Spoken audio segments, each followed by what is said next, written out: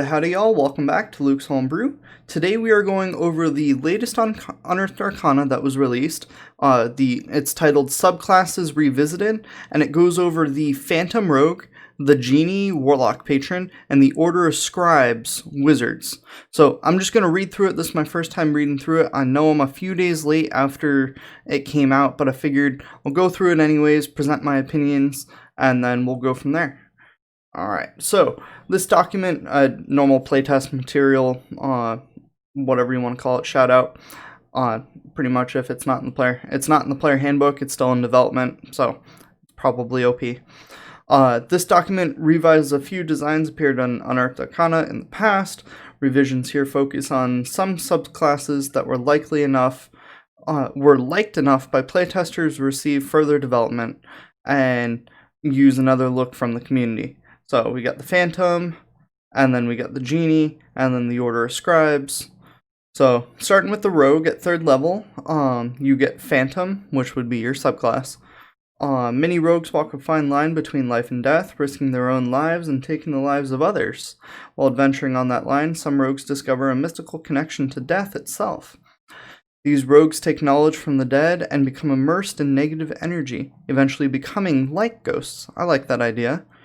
Thief guilds value them highly as information gatherers and spies. Many Shadar Kai of the Shadowfell are masters of these macabre techniques. Some are willing to teach this path in places like Thay, Forgotten Realms, Karnath, Eberron, where many necromancers practice their craft. A phantom can become a wizard's confidant. It's happening in my campaign.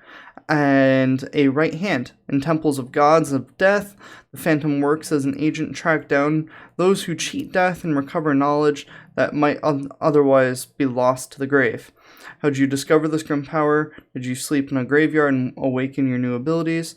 Or did you cultivate them in a temple or thieves guild dedicated to a god of death? So I'm actually using the other Unearthed Arcana. I'm actually going to have my player update her character sheet to this version, but we've been using the previous version. I thought it worked fairly decent. Obviously it's an Unearthed Arcana, but I'm excited so far with all the flavor text that they're presenting already. So let's move on to your next ability, Whispers of the Dead. 3rd level Phantom feature. Echoes of those who have died begin to cling to you. Whenever you finish a short or long rest, you gain 1 skill or tool proficiency of your choice as a ghostly presence shares its knowledge with you. This proficiency lasts until you use this. Actually, I like this ability a lot better in how it's literally the same ability as it was in the previous Unearthed Arcana. However, I like the story behind it better. It's more of a ghost teaching you the knowledge rather than you remembering it. I like that a lot better. So props to you, wizards. But otherwise, I think that's a pretty fair ability. Nothing too crazy. It's 1 proficiency. If it was given 3 or so, then we would have concerns, but it doesn't. But Wails from the Grave, 3rd level Phantom feature. As you nudge someone closer to the grave, you can cause death wails to be heard nearby. Excuse me. Immediately after you deal your sneak attack damage to a creature on your turn, you can target a second creature that you can see within 30 feet of the first creature. 30 feet's a pretty good range. Roll half the number of sneak attack damage dice for your level, rounded up. Interesting. Usually stuff in D&D is rounded down. And the second creature takes psychic damage. That's interesting. I like the psychic damage. Not very many creatures have resistance to that. Equal to the roll's total, as well as the dead sound towards them for a moment. You can use this feature a number of times equal to your proficiency bonus, and regain all expended uses when you finish a long rest. Alright. I freaking love this ability. I think this is exactly what this type of... So essentially the other ability that came with this, the previous Unearthed Arcana was called Gravebolt. And essentially it was almost the same ability, except instead of using your sneak attack on like a weapon, you could then proceed to make a 30-foot ranged attack. And it was almost like casting a spell, but it wasn't. And it dealt your sneak attack damage and necrotic damage. I thought it was neat, but it kind of made you... It made sneak attack irrelevant. Like, you weren't ever going to be using your weapons or whatever, you're always going to be using that, and it costs you a bonus action. I don't know. I like this a lot better. And then I like the fact that it's based on your proficiency bonus, not your dexterity or any other ability score. And I think that's how it should have been to begin with. Because if you're playing two party members and say they're both let's say they're both wizards, for example, and one player rolled really well with stats and their intelligence was an 18, the other one rolled shit and their intelligence was a 14. Well, at level 1, both the characters have the same starting abilities, but one is literally twice as powerful than the other, just because of pure damn luck. I think proficiency bonus honestly should be applied to all class abilities that would say otherwise, like equal to your intelligence bonus, equal to your charisma, etc. But let's move on to your 9th level ability, Tokens of the Departed. I like the sound of that. When a life ends in your presence, you're able to snatch a token of its departing soul, a sliver of life essence that takes physical form as a reaction when a creature you can see dies within 30 feet of you. You open your free hand and a tiny trinket appears there, a soul trinket. I honestly really freaking like this, and it plays hand in hand with my Soulmancer that is on dmsguild.com, shameless plug, but you guys should check it out. And I'm just throwing in a 2.0 version, which I think is far better than the original. But let's move on. Wold Soul Trinket is in your person. You have advantage on death saving throws, that's very good, and on con saves, that's also very good, as vitality is enhanced by life essence within the object. You can have a maximum number of soul trinkets equal to your proficiency bonus, interesting, and you can't create one while at your maximum. As an action, you can destroy one of your soul trinkets, no matter where it's located. When you do so, you can ask the spirit associated with the trinket one question. The spirit appears and answers in a language it knew in life, is under no obligation to be truthful, and it answers as concisely as possible, eager to be free. I really like that. The only downside I see with that, and it's not even a player downside per se, is it's going to suck for the DM to have to remember who was that soul you captured so long ago? You and the DM are definitely going to have to play hand in hand and, make sure you write down whose soul is in what soul trinket. But otherwise, I really love the ability. It's great. And it's something I freaking love the Phantom. And it goes side and side with Soulmancer. But next up is Ghost Walk, 13th level Phantom feature. You can now phase partially into the realm of the dead, becoming like a ghost. As a bonus action, you assume a spectral form. While in this form, you have flying speed of 10 feet. That's really good. You can hover, and hovering is awesome, by the way. And attack rolls have disadvantage against you. That is good for 13th level. And you can also move through creatures and objects as though they're difficult terrain, but you take 1d10 force damage if you end your turn inside of a creature or object. That might be interesting if other creature, like an intelligent monster or opponent, decided to always move into your space. That might be really good at the end of their turn. That way... oh, no, it's 1d10 at the end of your turn. Never mind. Scratch that. And then you can stay in this form for 10 minutes or end it as a bonus action. To use this feature again, you must finish a long rest or destroy one of your soul trinkets as part of the bonus action of your Ghost Walk. Fucking Wizards of the Coast, you did it! Yes! That is awesome. Maybe barring on the side of OP, but I love how it plays on the previous ability. And it makes the previous ability less OP and all that just by allowing it to feed a future ability. I really, really like the ability to get soul trinkets. The only problem with that is you might just... It depends on the DM and what kind of monsters they're throwing their way and opponents. But you might be able to consistently do this over and over and over again. In which case you're always in your Ghost Walk form. And pretty much. And that might be a little OP, being able to have disadvantage on attack rolls against you and all that. So that's something definitely to look at. I like that it plays on the previous ability a lot. but it just depends on the campaign, I think, whether or not it's going to be borderline very OP. But otherwise, at baseline, at worst, it's really good. Death Knell, 17th level feature. This is your last feature for the rogue. When you use your Whales from the Grave feature, you can now deal psychic damage to both the first and second creature. Yeah, after reading Ghostwalk, that kind of makes me, like, not very impressed.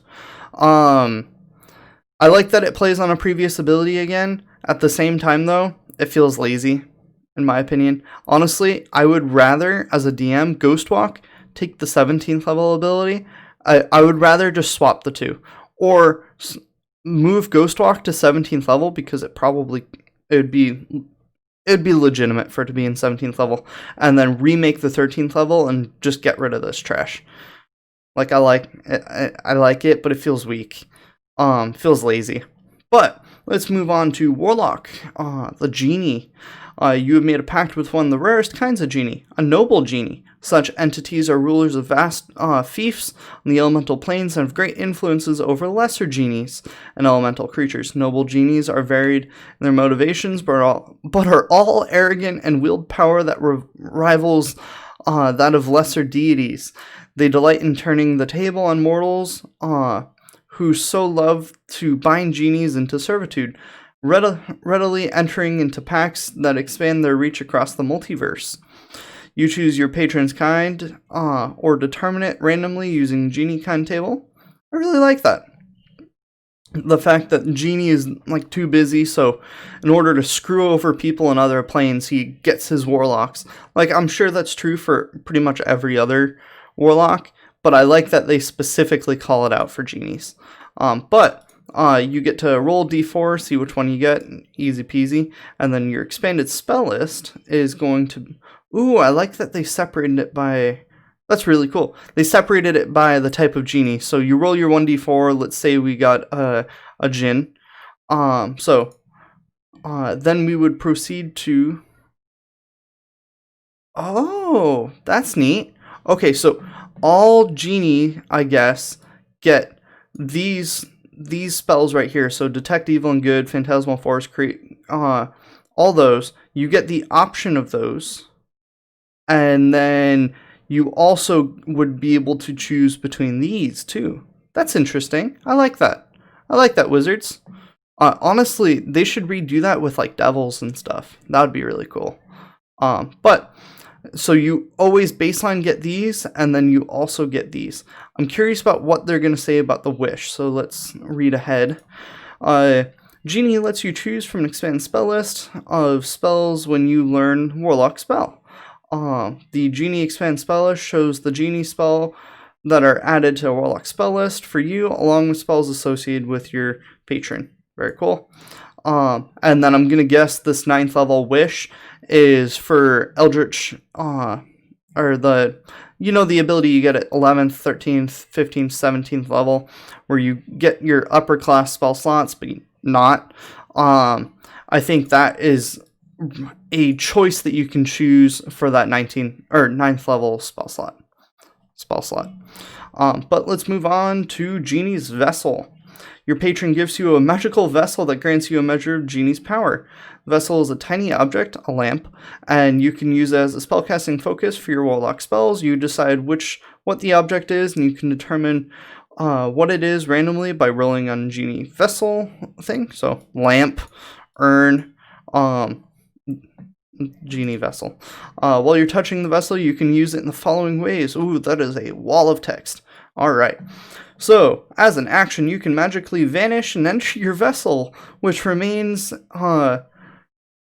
in space you left. The interior of the vessel is an extra-dimensional space with shaped 20-foot radius cylinder.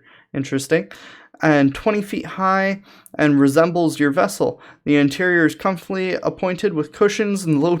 That's awesome. Comfortable temperature. While inside, you can hear the area around your vessel as if you were in its space. You can remain inside with a number of hours equal to twice your proficiency bonus. You exit the vessel early if you use a bonus action to leave. If you die or if the vessel is destroyed, When you exit the vessel, you appear in unoccupied space closest to it. Any objects left in the vessel remain there until carried out.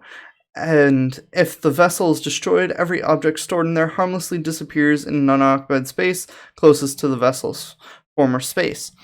Once you enter the vessel, you can't enter again until you finish a long rest. I freaking love that. That is so cool. That is so cool. That is like a better Liamon's Tiny Hut. And frankly, twice your proficiency bonus, so you can start long resting. What is that? 5th levels when your proficiency bonus goes to +3. So if you're an elf, you can make long rests literally at 1st level inside there. Stupid safe. That's awesome. I love it. Genie's Wrath. Once on each of your turns, when you hit an attack roll, you can deal extra damage to the target equal to your proficiency bonus. Type of damage is determined by your patron. Bludgeoning, thunder, fire, cold. Easy peasy. I like that. That's very cool. Once on each of your turns, when you hit with an attack roll, so it combos with Eldritch Blast, which is very cool. Also, they should fix that problem. Warlock shouldn't be dependent on Eldritch Blast, but it's good that they're doing that. And then I like that it's also equal to your proficiency bonus. It's not going to be a whole bunch to start, but it's any bit of extra damage helps. Your vessel's AC equals your spell save DC. I like that. And has hit points equal to your warlock level plus your proficiency bonus. And is immune to poison psychic damage. Normal stuff. If your vessel is destroyed or you lose it, you can perform a 1-hour ceremony and receive a replacement. Can be performed during a short or long rest, and then it vanishes when you die.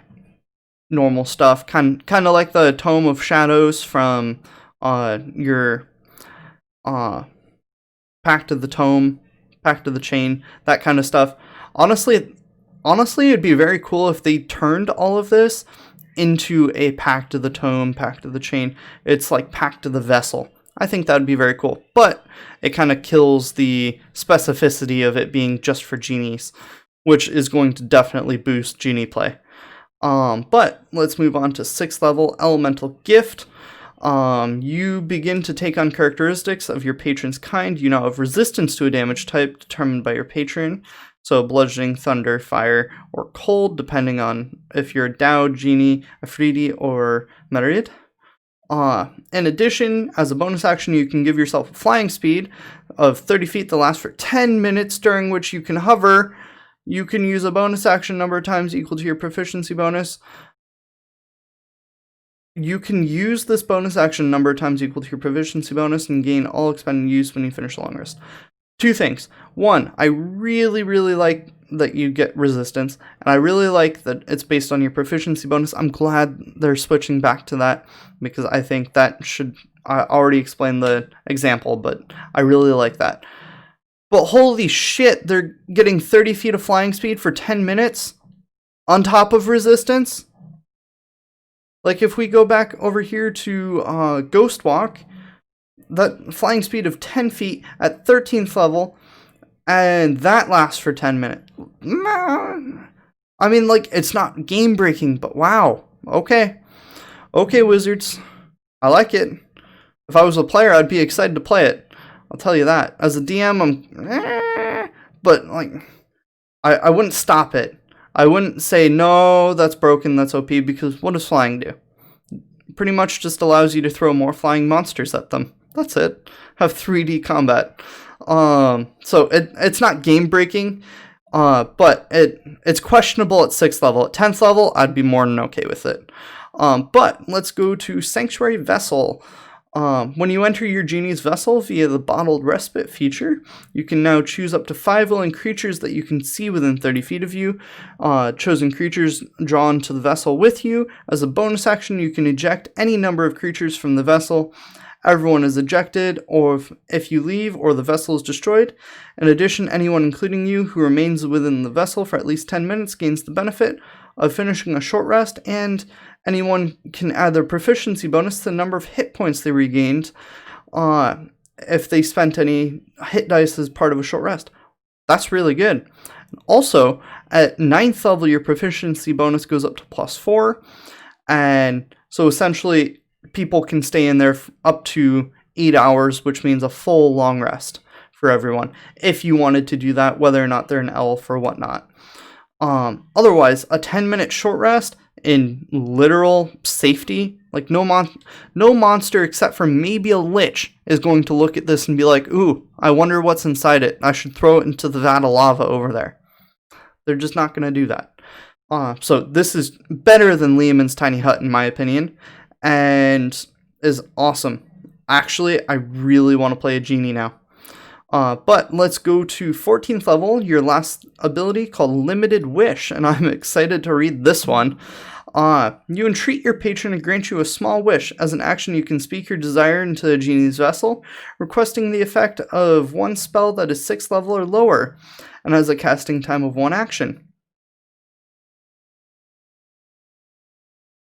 Let's finish reading the spell before I comment. The spell can be of any class's spell list. You don't need to meet the requirements on that spell, including costly components. The spell simply takes effect as part of this action. Once you use this feature, you can't use it again until you finish. Alright, is everyone thinking what I'm thinking? I'll give you a moment to think. Soul Jar. Magic Jar. Yeah, you heard me. You can cast Magic Jar through this. Oh, that's going to be so good. I want to play a Genie now so bad. So bad, everyone. Oh, that looks so fun. On top, not just Magic Jar, even though that's probably the best in my opinion. You could do Disintegrate. Pretty much anything. I love it. This is a fantastic ability. And I think this whole subclass, honestly, fixed a lot of my problems with Warlock. Because Warlock's my favorite class, if you didn't know that. But Warlock is just riddled with problems. And this literally fixed all of it. So I really want to play this now. But let's go ahead and finish off the video as we're moving into the 22-minute mark. And read the Order of Scribes and then finish up. I just read the 2nd level ability title. Alright, let's get to it. So, Order of Scribes, Magic of the Book. That's what many spellcasters call wizardry. Name is apt given how much time wizards spend poring over their spellbooks, pennying over theories and the nature of magic, and exploring the farthest recesses of libraries. So we're dealing with a theoretical physicist right now. It's rare to see a wizard traveling without books and scrolls, spouting about their bags. Wizard go great lengths to plumb an archive of ancient knowledge. Among wizards, the Order of Scribes is most bookish and takes many forms in different worlds, but his primary mission is the same everywhere. Recording magical discoveries in tomes and scrolls so that wizardry can flourish while every wizard values their spellbook. A scribe of the Order of Scribes... A scribe in the Order of Scribes, that's weird to read, dedicates themselves to magically awakening their book. I like that. Turning it into a trusted companion. All wizards study their spellbooks, but wizardly scribes talk to theirs. I love this. This is great. So, Wizardly Quill. As a bonus action, you can magically create a tiny quill in your free hand. The magic quill has the following properties. Quill doesn't require ink. When you write with it, it produces ink in the color of your choice on the writing surface. That's neat. The golden time you must spend to copy a spell into your spellbook is halved. If they use the quill for transcription, of course you're going to use the quill. It's free. And that's really good to actually be able to copy every spell that you learn in half. Like, that's better than any of the player handbook ones. But let's move on. You can erase anything you write with the quill if you wave the feather over the text as a bonus action, provided the text is within 5 feet of you. That's really good. Quill disappears if you create another one or if you die. Whatever. I really like that. Like, it's not good in combat whatsoever, but it's very good for roleplay and especially for like an intrigue campaign. I really like that. 2nd level, you also get this, and I think this is probably going to be the more combat-based ability. You awaken spellbook. You specifically prepared inks and ancient incantations passed down by your wizardly order. You have awakened your arcane sentience within your spellbook. While you are holding the book, it grants you the following benefits. You can use the book as spellcasting focus for your wizard spells. I kind of thought that always could be used, but okay. When you cast a wizard spell with the spell slot, you can temporarily replace its damage type with a damage type of another spell in your spellbook, as your spellbook magically alters the spell's formula for its casting. That is really cool. I really like that, but that could be very, very, very powerful. I'll get to that in just a sec. When you cast a wizard spell as a ritual, you can use the spell's normal casting time rather than adding 10 minutes to it. Once you use this benefit, you can't do so after you finish a long rest. That is really good, but also broken with Liam Tiny Hut. If necessary, you can replace the book over the course of a short rest by using your wizardly quill to write arcane sigils in the blank book or a magic spell book which you aren't attuned. Wait, do we have to attune to this? Well, specifically prepared inks and ancient. No, it just says while you're holding the book, so I don't know why it says attuned here. At the end of the rest, your spellbook's consciousness is summoned into the new book. Transforms into your spellbook along with all of its spells. What? Okay, sorry, guys. At the end of the rest, your spellbook consciousness is summoned into the new book, which the consciousness transforms into your spellbook, along with all its spells. If its previous book still exists somewhere, all the spells vanish from its pages. Okay. Okay, I love this ability, but this is the first ability in this whole Unearthed Arcana that I think is fundamentally broken. So, let's go down the list. 1. You can cast a wizard spell with a spell slot, temporarily replacing damage type. Alright, let's start right there. So, most creatures have some resistance to something. Generally, it's not a big deal. But, say you know Fireball. So now you're 5th level, you know you have 3rd level spell slots. Well, what if on your way there, you go ahead and choose Thunderwave or Shatter, stuff that deals force damage. Well, now you can have a force damage fireball that's literally so much better than any fireball you could create. And literally, with a Shatter fireball, which actually sounds really fun, but it's very much bending the rules, and you could blow open concrete. Honestly, I really, really like it, but I know some DMs will have a serious problem with it. Next, you can cast a wizard spell as a ritual. You don't have to add 10 minutes to it. This would be such a cool and awesome ability if you didn't have the ability to cast Lehman's Tiny Hut in the middle of combat. Well, I mean, that's actually 1 minute, now that I think about it. I'll think on this one. But still, though, this is a really, really cool ability, but I feel like there's a way to really abuse it and fuck the game up with it. That's just my sense as a DM reading it, but as a player, I would be so stoked to play this. Also, being able to get all your spells back if you create another book. Literally, like, I really, really like that. You could just carry around a stack of empty books with you and then have one be your spell book. I really like that. And then you could also, that is a way to scam yourself into a ton of money right there. So essentially what you do is you would proceed to sell your spell book to some other wizard or whoever, have them buy it, and then go walk away a day later, rewrite, use a short rest with your quill, rewrite it, their spellbook is now blank, you just got a whole bunch of gold, and you have your spell slot back, or your spellbook back. That would also be really, really fun. I think this wizard's definitely good for an intrigue-based campaign, but let's move on, we're pushing our time now. Master Scrivenger. When you finish a long rest, you can create one magical scroll by touching your wizardly quill into a blank space of paper or parchment, causing one spell from your awakened spellbook to be copied onto the scroll. The spellbook must be within 5 feet of you when you make the scroll. The chosen spell must be a 1st level or 2nd level. Okay, good, they put a level cap. And you must have a casting time of 1 action. Once in the scroll, the spell's power is enhanced, counting it as 1 level higher than normal. Okay, that's fine. You can cast the spell from the scroll by reading it as an action.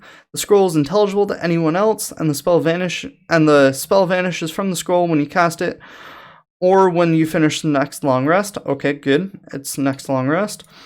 You're also adept in crafting spell scrolls, which are described in Chapter 7 DMG. The golden time is halved.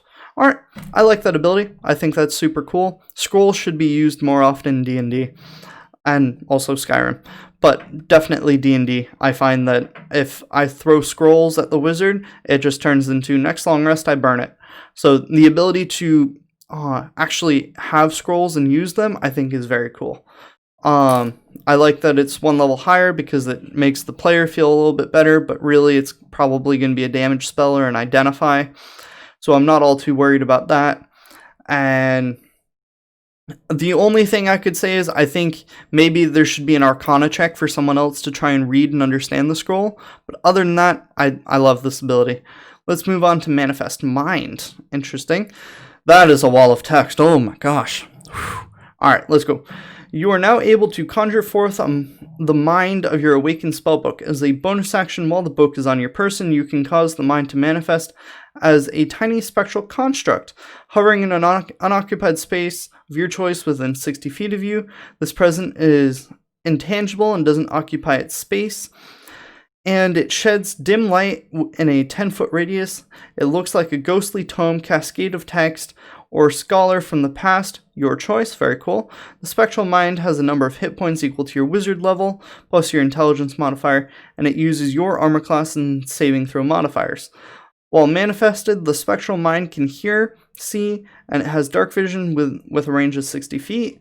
As an action, you can hear and see using its senses, very cool, instead of your own until concentration ends, as if you're concentrating on a spell. Very cool.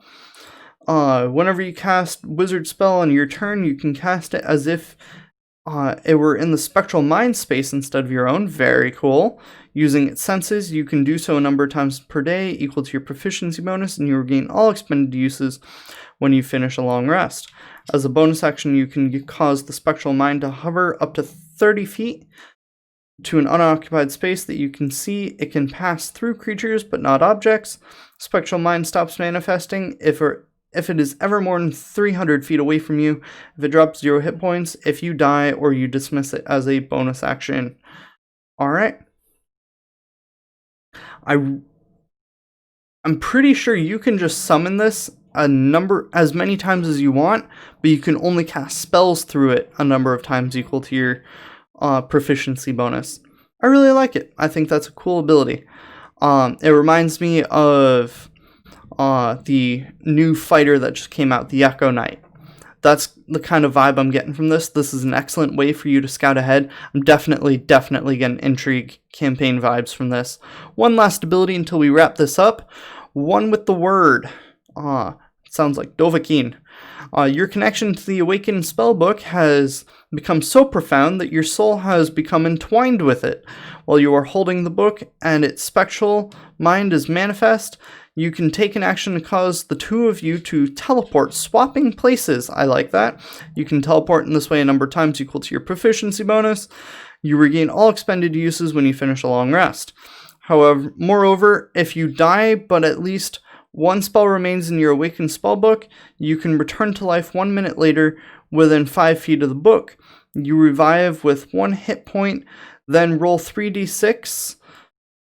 The book loses spells of your choice that have a combined spell level equal to that roll or higher. For example, if the roll's total is 9, spells vanish from the spell book that have combined level of at least 9, which could mean 1 9th level spell, 3/3, or some other combination. Therefore, you are incapable of casting the lost spells, even if you find them on a scroll or in another spellbook. The only way to restore your ability to cast one of these lost spells is through the wish spell. I love this ability. Oh my gosh, you are a wizard lich, not lich. So literally, it's just like, alright, what's more important to you? Do you want to die and just hope the cleric can get to you?